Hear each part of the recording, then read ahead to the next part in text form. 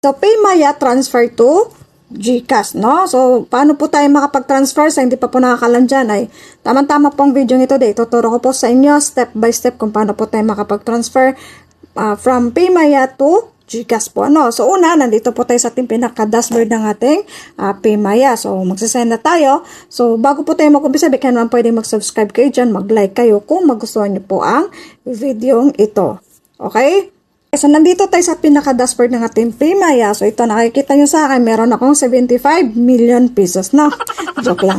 So, ito, meron tayong 75. So, try natin mag-send ng pera dito. Okay, so, try natin. So, dito, una, bank transfer po tayo. So, click natin si bank transfer. Ayan. Okay, click natin yan. Okay, so dito tayo mapupunta. Hanapin nyo lang po yung GCash, no? So, punta tayo sa baba, dandahan, hanggang sa makita po natin to. Ayan po, G-Exchange Incorporated o GCash. Ayan. Piliin po natin yan. Click natin yan. Okay, so dito, meron ng laman ang PayMaya ko na 75, no? So, meron po kasi siyang transfer fee po na 15 pesos. So, 50 lang po isasend natin. Then, allowance, lagay natin. Then, tamang account number ng GCash. Siguraduhin po hindi magkamali para hindi po maligaw yung pera. Then, account name, then, pwede na natin siyang i-continue, ano? Okay? So, dito, review nyo muna bago kayo mag-transfer now para po sure na hindi maligaw po ang pera.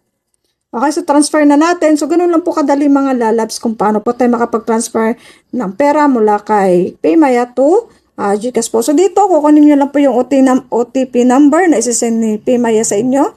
Ayan, so, hintayin natin. So, pag nalagay nyo na po yung OTP, pwede nyo na pong i-verify. Okay, so, verify na natin.